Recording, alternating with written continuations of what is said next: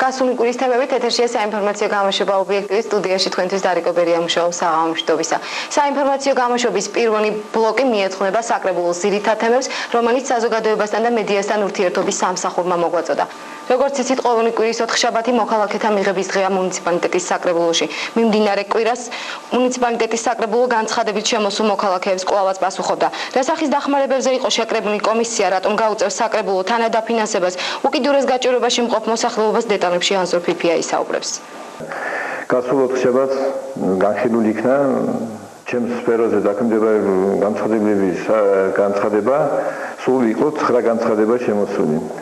აქედან პირველი განცხადება ეხებოდა ჯგალის თემის კანთის უბნის მაცხოვრებელთა კოლექტიური განცხადება, სადაც განცხადებლები ითხოვდნენ 40 ჰექტარი სასოფლო-სამეურნეო დანიშნულების მიწის, ესე იგი სახმა-სათესი მიწების ამოშრობა, სადაც საჭირო იყო საწრეტი არხის მოწყობა. რა თქმა უნდა, ეს გარკვეულ თანხებთან იყო დაკავშირებული, მაგრამ როგორც საკრებულოში გადაწყდა, შევთანხმდით მოსახლეობასთან თანადაფინანსების პრინციპით, ჩვენ გვაძლევს ამის საშუალებას, ჩვენ გამოყოფილი გვაქვს სოფლის მეურნეობის კუთხით და სწორედ სახმა-სათესი მიწების მოვლა შენახვისათვის იქ არის შესაბამისი მოკლე მითითებული გარკვეული თანხა გამოყოფილი იყო, ჩვენ საშუალებას გვაძლევდა განცხადებლები დაგვეკმაყოფილებინა და ჩვენ წავედით თანადაფინანსებაზე, ჩვენ მუნიციპალიტეტის გამგეობა შეუძენს მათ საწვავს 1200 ლიტრის ოდენობით. ეს დახმარებები, რა თქმა უნდა, ჩვენ ვიცით, რომ გაცხადებები გაუსაზრისი ცხოვრებიდან გამომდინარე, ჩვენ ვითვალისწინებთ ყველაფერს, მაგრამ ერთი თხოვნაც გვექნება მოსახლეობასთან, ჩვენ შესაბამისი განცხადება შემოსასვლელში ფოიეში გაკრულია, ჩვენ ერთდროული დახმარება იყო ეს ტენდენცია ადრე იცით თქვენ გასულ წლებში, მაგრამ ამის საშუალებას ჩვენ ერთდროული დახმარება ძირითადად სულ ერთი და იგივე სახეები იყო, ამიტომ ჩვენ ერთდროული დახმარება ამოვიღეთ. ყველა განცხადება, რომელიც შემოვა მუნიციპალიტეტში ყველა კომისიას, შესაბამის კომისიას როცა გაივლის, ამის შემდეგ მათი გადამოწმება ხდება იმის მიხედვით, თუ რა მდგომარეობაშია ოჯახი. თუ მას მართლა სარეიტინგო ქულა იცით თქვენ ერთიანი ბაზაში და სიღარიბის ზღვარს მიღმა ადამიანები ვინც ცხოვრობს, იქ ჩვენ ვითვალისწინებთ, ჩვენ დავაწესებთ ზღვარი, ზედა ზღვარი ეს არის 70,000 ნაკლები ვისაც აქვს ამ მოწმობაში, ჩვენ მას ავტომატურად თანადაფინანსებით, თუ ეს არის სამკურნალო ხარჯები, თუ ეს არის სტიქიური მოვლენისაგან მეწყერი, თქვათ, ქარიშხალი, ხანძარი, ასეთ შემთხვევაში ჩვენ დავეხმარებით ავცირებლად. და ასეთი სახის დახმარებები, რა თქმა უნდა, შესაძლებლობის ფარგლებში გაგრძელდება.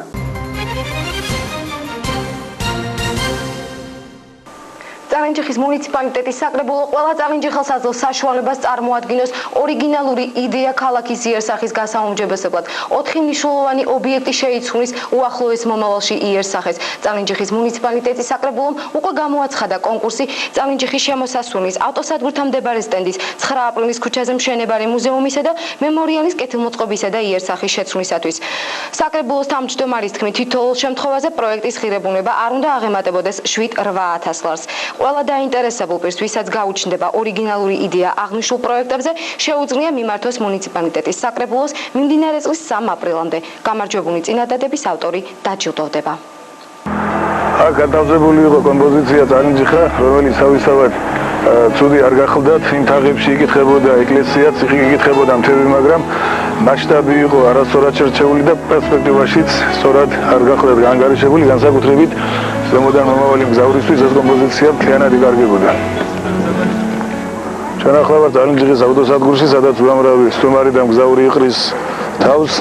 ეს უსახური პანო უნდა კეთილმოეწყოს, იდეურად დაიტვირთოს, მით უმეტეს გვერდით ასეთი მშვენიერი შადრევანია და საერთოდ ერთ კომპოზიციაში უნდა მოექცეს. ეს გახლავთ უმძიმესი მემკვიდრეობა ქალაქისთვის, ჩვენი გათვლებით მისი დემონტაჟი და გატანა დიდ ხარჯებთან არის დაკავშირებული, ამიტომ უნდა ვიფიქროთ ორიგინალურ გადაწყვეტაზე საკითხის, რაც ადგილზე ამ კუთხის იერსახის შეცვლასთან და კეთილმოწყობასთან იქნება დაკავშირებული. ესეც უმძიმესი მემკვიდრეობა ამ კოლონადას გატანა ახალი პროექტის განხორციელების თვალსაზრისია, მაგრამ უნდა ვიფიქროთ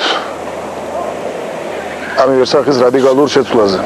დაინტერესებულმა პირებმა მიმდინარე წლის 3 აპრილამდე მიმართეთ წალენჯიხის მუნიციპალიტეტის საკრებულოს მისამართზე, ქალაქი წალენჯიხა, სალიას 5.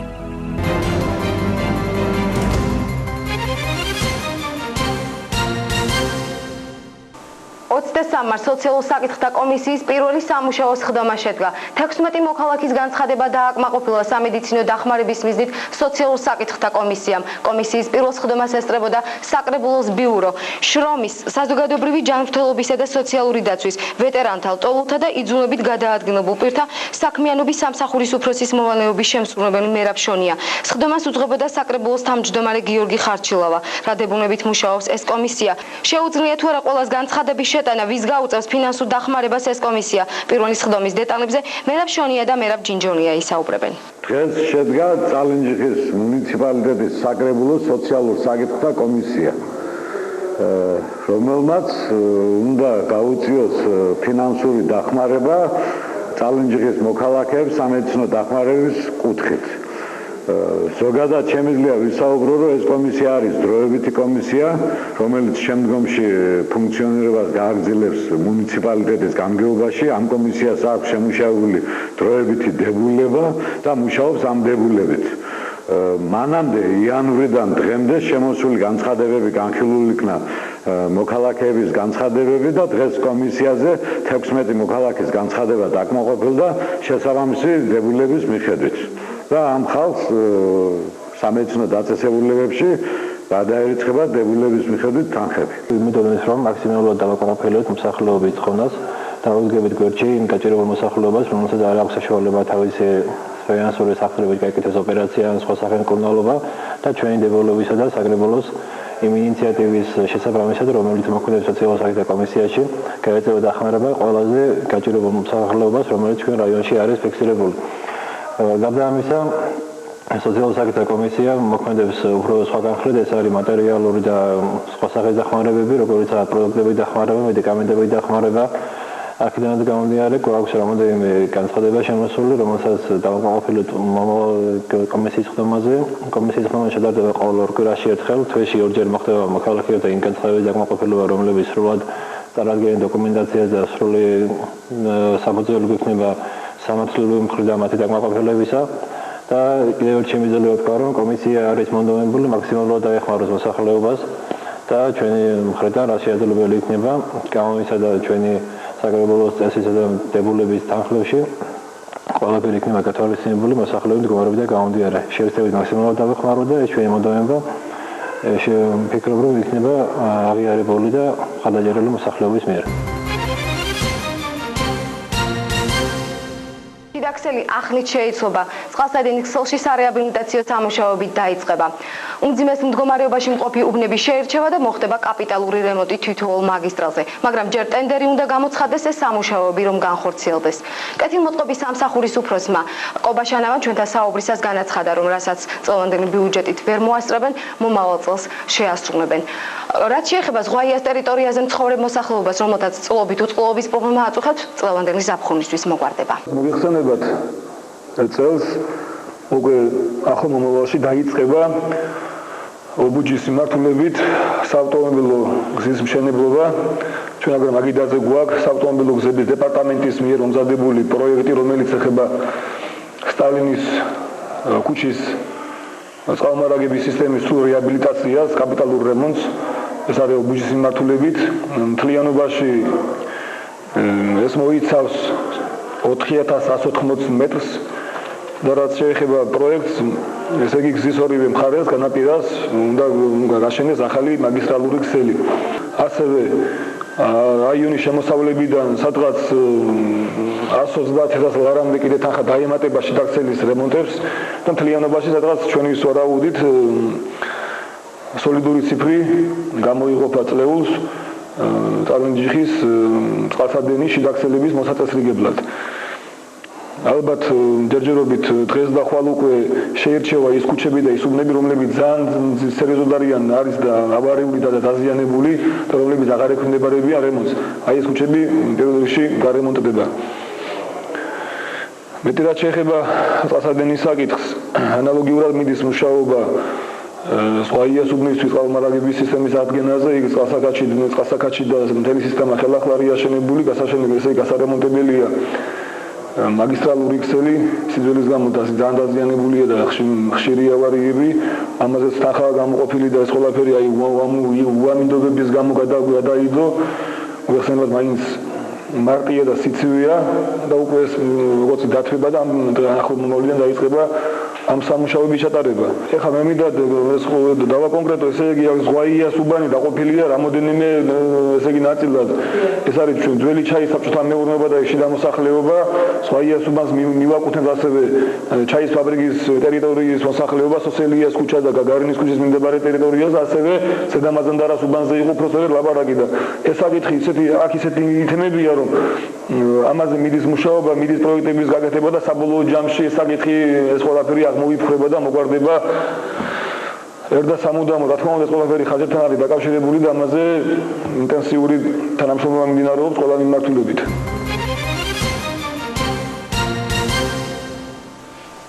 2006 წლის 26 ივნისის პრეზიდენტის ბრძანებულებით შეიქმნა მასწავლებლთა პროფესიული ცენტრი, რომელიც უზრუნველყოფს მასწავლებლის პროფესიის რეგულირებას, სტატუსის ამაღლებას, სწავლების ხარისხის გაუმჯობესებას. ყველა საჯარო სკოლის მასწავლებელმა 2013 წლამდე უნდა გაიაროს სასერტიფიკაციო გამოცდა. წინააღმდეგ შემთხვევაში ის მასწავლებლად ვერ იმუშავებს. რა ხდება ჩვენს რაიონში სერტიფიცირების მიზნით საგნებში მოუწევთ მასწავლებლებს? გამოცდის ჩაბარება რესურს ცენტრის უფროსი რუსუდან სამუშია ისაუბრებს. როგორც თქვენთვის ცნობილია, ძალიან მნიშვნელოვანი პროცესი იწყება ახლა ჩვენ სისტემაში, კერძოდ მზადდება მონაცემთა ბაზა მოქმედი მასწავლებლებისთვის. ამით ჩვენ უნდა ვიცოდეთ, რამდენი მასწავლებელი ყავს დღეს სისტემაში და მოვემზადოთ მასწავლებელთა სერტიფიცირებისათვის. ხა ძალიან ბევრი კითხვის ნიშანი დაისვა მასწავლებლების სერტიფიცირებასთან დაკავშირებით. საუბარი იყო იმაზე, რომ განათლებისა და მეცნიერების სამინისტროს უნდა ხელის მოსმით, ერთი ხელის მოსმით გაუშვას პედაგოგების სკოლებიდან ასე შემდეგ და ასე შემდეგ, მაგრამ მე მინდა დაგარწმუნოთ და დავარწმუნოთ ჩვენი პედაგოგიური საზოგადოება და დავამშვიდო, რომ ეს ნამდვილად ასე არ არის, რომ განათლებისა და მეცნიერების სამინისტროს აინტერესებს თუ ვინ ყავს დღეს ჩვენ სისტემაში და როგორი სერტიფიცირებული მასწავლებელი გვეყოლება ჩვენ მომავალში. მინდა გითხრათ, რომ არანაირი ასაკობრივი შეზღუდვა არ არსებობს, ანუ მასწავლებელი 102 წლისაც რომ იყოს, აბსოლუტურად თავისუფალია თავის არჩევანში და თუ ის თulis რომ მას შეუძლია გამოცდებზე გასვლა, ის გავა ამ გამოცდებზე. რაც შეეხება მოქმედ მასწავლებლებს, აი დღეს ბევრი კითხვის ნიშანია იმასთან დაკავშირებითაც, თუ არ არის ის განათლებით პედაგოგი, მაგრამ მუშაობდა სკოლაში, აქვს თუ არა უფლება გავიდეს სერტიფიცირების გამოცდაზე. მინდა გითხრათ, რომ განათლების ცენზის მიხედვითაც შეზღუდვა არ არის. დღეს ყველა მოქმედი მასწავლებელი, ვინც ყავს ჩვენ სკოლაში, გავა სერტიფიცირების გამოცდაზე. რა არის მაინც ახლა ეს გამოცდების? გამოცდა ჩატარება. მოუწევთ ორი საგნის ჩაბარება, ეს არის საგნობრივი უნარი და ეს არის პროფესიული უნარი და აქვე მინდა განვარტო, რომ ამ საგნობრივ და პროფესიულ უნარებს არავითარი საერთო არ აქვს ეგრეთ წოდებულ ზოგად უნარებთან. ეს სულ სხვა უნარია და აი ამ უნარის გარეშე უბრალოდ ჩვენ არ გვეყოლებიან მასწავლებლების სკოლებში. რაც შეეხება ახლა იმ ადამიანებს, ვისაც უნდათ სისტემაში შემოსვლა, ანუ დღეს არ არიან მოქმედი მასწავლებლები. როდესაც დასრულდება მოქმედი მასწავლებლების ბაზის მომზადება, ამის შემდეგ ჩვენ დავიწყებთ რეგისტრირებას უკვე რესურს ცენტრებში. ეს დაიწყება სულ მოკლე ხანში და დავარეგისტრირებთ მასწავლებლების ყველა მაძიებელს და მათ თანაბარი უფლებები ექნებათ მოქმედ მასწავლებლებთან ერთად. ისინიც გავლენ სერტიფიცირების გამოცდაზე. სერტიფიცირების გამოცდები დაიწყება 2008 წლის ნოემბრიდან და ამ პირველები გავლენ ქართული ენისა და ლიტერატურის, მათემატიკისა და უცხო ენის მასწავლებლები, ხოლო მოგვიანებით უკვე გავლენ სხვა საგნის მასწავლებლები. ეხლა რატომ ესენი პირველად და რატომ სხვები? იმიტომ რომ თქვენთვის ცნობილია, რომ ეს არის დაკავშირებული ძალიან დიდ სამუშაოსთან, ტესტები უნდა მომზადდეს და ფაქტობრივად ეს ტიტანური სამუშაოა და ამის გაკეთება ერთბაშად არ შეუძლია შეფასებისა და გამოცდების ეროვნულ ცენტრს. ჩვენ სულ მალე მივიღებთ ამ ტესტების ნიმუშებსაც და გაცნობის საშუალება ექნება ყველა მასწავლებელს. კიდევ ერთხელ მინდა მოვეფორო ჩვენს პედაგოგიურ საზოგადოებას და უთხრა, რომ არაფერი საშიში არ არის, თქვენ ძალიან ძლიერები ხართ და კიდევ ერთხელ დაამტკიცებთ, რომ კიდევ უფრო ძლიერები ხართ, ვიდრე გვეგონათ. წარმატებებს გისურვებთ ამ სერტიფიცირების გამოცდებზე.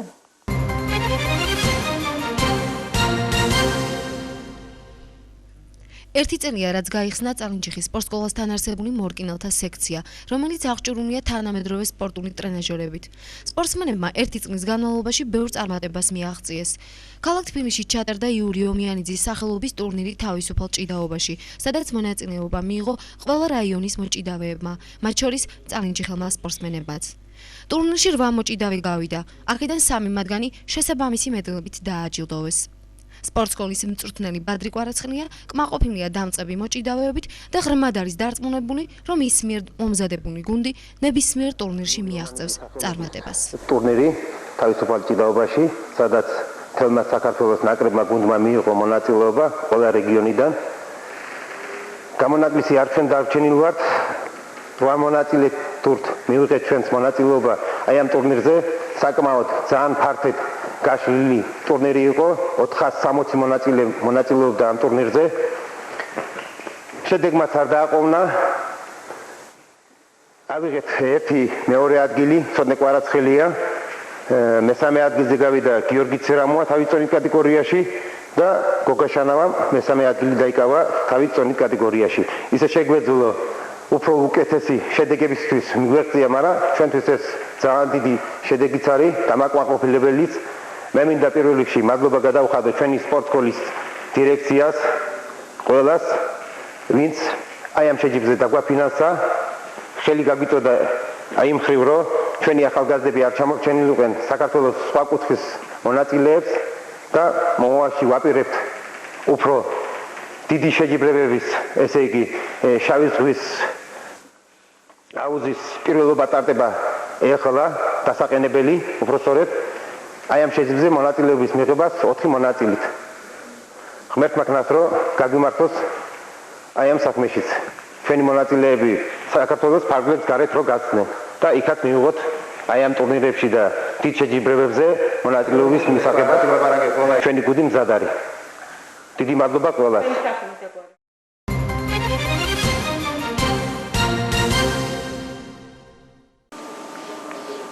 ძაღლი ოდითგანვე ადამიანის მეგობრად იცოდა. ხშირ შემთხვევაში ის წინასწარ მოახლოებულ უბედურებას, რომელსაც საშინლად განიცდის.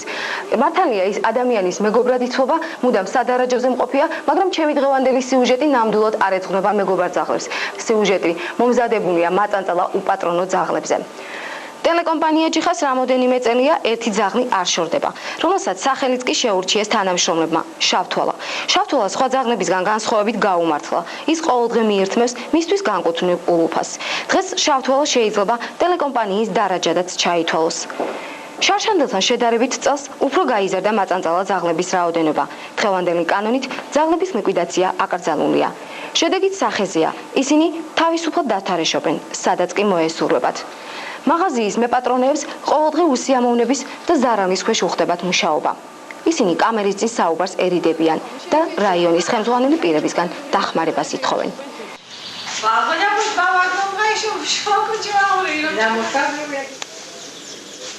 გაწუხებენ მაწანწალა ძაღლები. კი, მაწუხებს როგორ არის? და რა მიაქვს ძირითადად? ყველაფერი შემოდიან და რაც მიუძდებათ, ყველაფერი კვერცხია. რა ვიცი, ძეღეული ყველაფერი მიაქვს. ჩვენს მიერ გაშუქებული არაერთი საინფორმაციო გამოშვება მიეძღვნა მაწანწალა ძაღლებს, მაგრამ შედეგი დღემდე არ არის. ჩვენი გადამღები ჯგუფი ისევ შეეცადა გაეგო თუ რას აპირებს ახალი ხელისუფლება ამ საკითხთან დაკავშირებით, მაგრამ როგორც ჩანს, არც წელს მოიძებნება გამოსავალი. კითხვაზე თუ რას აპირებს კეთილმოწყობის სამსახური, როგორ უნდა ვეძებოთ გამოსავალი, პასუხი ასეთია: ძაღლების ლიკვიდაცია აკრძალულია და სანამ ვოიარები არ აშენდება, პრობლემა ვერ მოგვარდება. მეტად დიდ ხარჯებთან არის მისი აშენება დაკავშირებული და რაიონის ბიუჯეტი ვერ გასწვდება. დასუფთავების სამსახურის უფროსმა მერაბ დიდიძემ საუბრისას აღნიშნა, მართალია ევალებად დაიცვან ქალაქი, მაგრამ დღეს 2 მეველი მუშაობს დასუფთავების სამსახურში და არ არის საკმარისი ქალაქის ტერიტორიის დასაცავად. ახალგაზრდებს კი სურვილი არ აქვთ მეველეებად მუშაობის. ამისთვის ჩვენ სამსახურს ემსახურება 2 მეველი, რომელიც ემსახურება, მაგრამ თვითონ ვერ აუძიან. მართალი გითხრათ, ხანდაზმული ხალხი არის. ახალგაზრდებს არავის არ უნდა მუშაობა, რომ მეველით იმუშაოს და მაწანწალა ძაღლს დიოს. ჩვენი ძაღლები რასაც ვახერხებთ, არ ყოფილ შეიძლება. ხოლო პრინციპში მაწანწალა ძაღლებს რაც შეეხება, ადრე იყო ასეთი ღონისძიებები ტარდებოდა, რომ ლიკვიდაცია ტარდებოდა და ეს არახუმანური ღონისძიება იყო, არ იყო მაშინაც მიღებული, მაგრამ მაინც კეთდებოდა და უნდა იყოს სპეციალური ვოიერები, რომლებიც საკმაოდ დიდ ხარჯებთან არის დაკავშირებული, თავისი დარაჯით, თავისი მომვლელით, თავისი საკვებით ძაღლებისთვის და უნდა ხდებოდეს მათი გაჭერა და განთავსება იმ ვოიერებში. ჯერჯერობით ჩვენი რაიონი ამისთვის არ არის ეს. ასე რომ მე მგონი ყველამ ერთად თუ ვიზრუნებთ, რომ გვერდით რომ გაივლის მაწანწალად ძაღლი ორი იქნება რაღაცა რომ არ შემოუშვათ ქალაქში და შეიძლება ის აუქმნეს როგორც საკუთარ ეზოში რომ შემოდის აი ეს გამოსავალ ჯეჟები თამაში ხედა და ამai გადაწყვეტილებებში რომელსაც ალბათ უახლოეს ბოლოსი კიდევ მიიღებს საკრებულო და მე მგონი მოხდება დამწყდება პირუტყვების ხორების დაჯარიმება იქნება მათი პატრონების ეს მე მგონი აუცილებლად მოხდება რა თქმა უნდა სერიოზული პრობლემაა ვინაიდან მაწანწალად ძაღლები განსაკუთრებით აი გაზაფხულობით მრავლდებიან ხოლმე თან კიდე სხვა რაიონებიდან და სოფლებიდან შემოყავთ და უჩვენიათ რომ პატრონებს მაინც ქალაქში დატოვონ და სადღაც სასწრაფო ობიექტებთან ვინმე ლოკმაპოსი შოვნიან და ამ ფონზე ძალიან მაგრამ მომრავლდნენ ძაღლები მაწანწალად ძაღლები ქალაქში რაც შეეხება ღონისძიებებს ფაქტიურად თბილისში ვიცით მაგრამ უყურებ ტელევიზიით და დიდ ქალაქებში არის მოიარები სადაც ამატანწალად სამსახურია სპეციალური შექმნილი იჭერენ ამატანწალად ძაღლებს მიხავთ აბინავებენ მოიარებში ყვებავენ და ულიან ფაქტიურად საერთაშორისო გადასახედიდან განადგურება ძაღლების ლიკვიდაცია რაც იყო თქვათ გვახსოვს აგერ სულ ახლო მომავალში წარსულში დღესდღეობით არ შეიძლება დაკრძალულია. Ну, გამოსავალი ჩემი საზრით შეიძლება ახლა პრინციპში მაინც თუ შეიქმნება ესეთი სამსახური რომელიც ან ჩაიბარებს ან შეინახავს ეს რა ვიცი ხა ბიუჯეტიდან იქნება ამის შენახვა თუ რა ფორმით ეკეთება სიმართლე გითხრათ ამაში ჩვენ დეტალურად აღარ ვართ გარკვეული ბოლომდე მუშაობთ ამ მიმართულებით. Ну, მაშინ შესაძლებელი იქნება რომ ეს ძაღლები აქ დავიჭიროთ და წავიყვანოთ ჩავაბარო და მე ალბათ რაღაც დონე ფორმით მიხედონ ამ საქმეს ფაქტიურად ჯერჯერობით ახალი ხედვა მიმართულებით და მიდის ამაზე ფიქრი და მუშაობა რა გამოსავალი ვიპოვოთ რომ ეს პრობლემა მოვაგვარო და დავარეგულიროთ.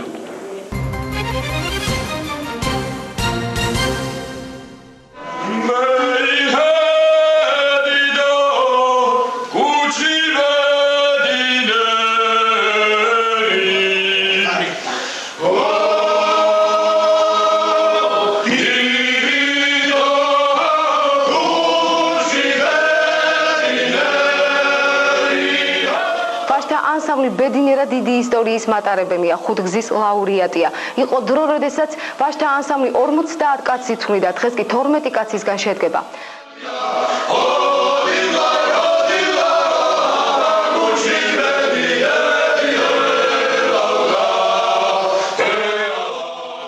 ესე იგი, რა მინდა ვთქვა და რაც მინდა გაუსვა ხაზი.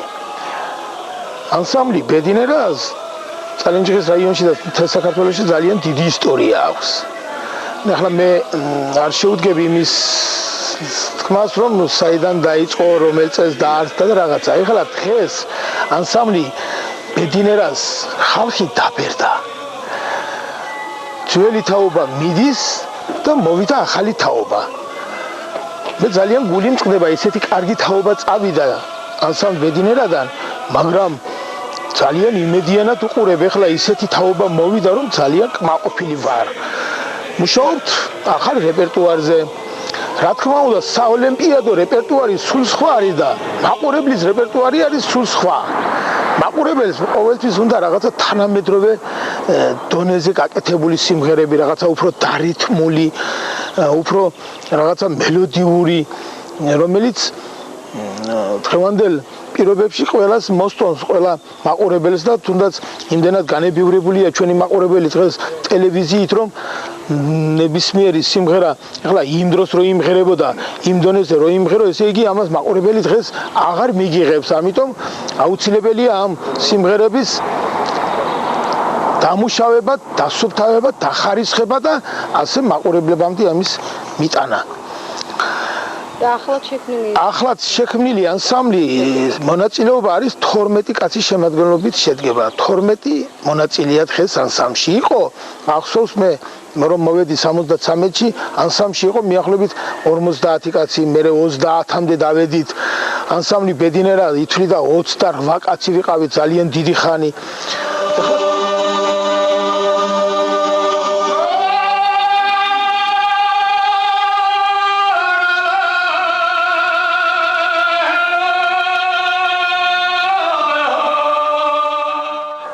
რა მინდა ვთქვა, მოვიდა ახალი თაობა ანსამბლში და ძალიან კმაყოფილი ვარ ამ ახალგაზრდებით. მაგრამ ახლა საიდან მოვიდა ეს ახალგაზრდობა? მოვიდა ხელოვნების სკოლიდან. ესე ყველა ხელოვნების სკოლის კურსდამთავრებულები არიან. 7 წელიწადი ეს ბავშვები ჩვენთან იზრდებოდნენ, ჩვენთან მღეროდნენ და იმდენად შეიყვარეს ეს ხალხური სიმღერები და საერთოდ ხელოვნება, რომ დღესაც სურვილი გაუჩნდა იმ ბავშვებს. ახლა ზოგიერთები ისეთები არიან მოსულები, რომლებიც ჩვენ არ დაგვიძახნია. ჩვენ არ დაგვიძახნია, მაგრამ ერთმანეთი რო უნახიათ და რო უთქვიათ ერთმანეთთან, რომ მე იქ უკვე ანსამ ბედინერაში მღერი ვარო, რო უთქვია, მან თავის ამხანაგს სურვილი გაჩენია, რომ მეც მოვალ და მეც ვიმღერებო.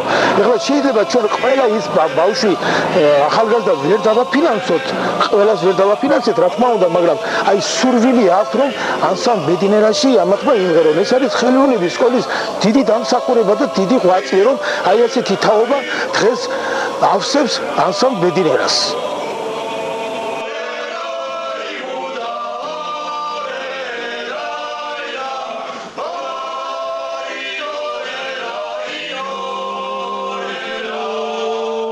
ანსამბლი ბედინერა შექმნილია 1936 წელს წალენჯიხაში.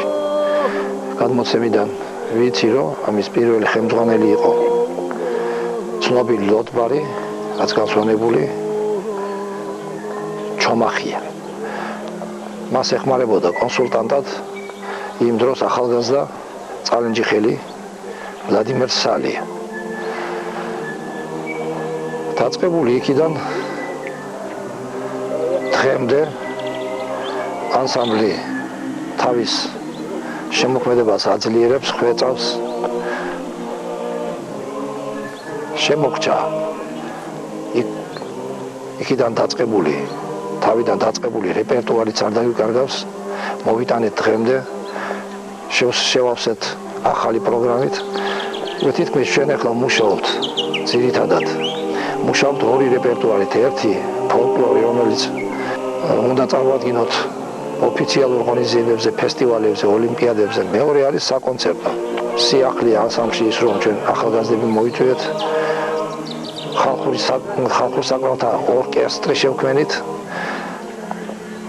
და ძირითადში ახლა ჩვენ ბავშვებთანაც ვიმუშავეთ ქორეოგრაფიულ კოდექსს. ანსამბლი არის სიმღერისა და ცეკვის ანსამბლი, რომელსაც მინიჭებული აქვს სახალხო გუნდის წოდება. ლაურეატი არის ანსამბლი ხუთგზის ლაურეატის. იმ დროინდელი საბჭოთა წყობილების დროინდელი საკავშირო და რესპუბლიკური ფესტივალებისა და ოლიმპიადების ხუთგზის ლაურეატია ეს ანსამბლი. რაიონის ახლანდელმა ხელმძღვანელობამ შეგვიწყო ხელი და აფინანსა ანსამბლი ბედინერა. დაფინანსებულია. ფინანსება ხდება თუ არა ყველა წევრის? ეხლა ჩვენ 12 წევრი ყავს, მაგრამ ძირითადში არის 9 წევრი დაფინანსებულია, როგორც ანსამბლის წევრი და 2 ჩვენი თანამშრომელი, რომლებიც იგი ჩვენ მასალაბია ჩვენი თანამშრომელი კიდევ, რომლებიც აქ მღერი ვარ ჩვენ მე და ანსამბლის წევრია. დანარჩენს რა ვიცი, ეხლა ძირითადში ასეა და მე ვნახოთ ძირითადში 11 ანსამბლის წევრი ხელფასიანია ჩვენს ჩვენი რაიონის ხელმძღვანელობის ძალისხმევით და ეს მისასალმებელია და მე მგონი ჯერჯერობით ეს ჩვენთვის საკმარისი იქნება.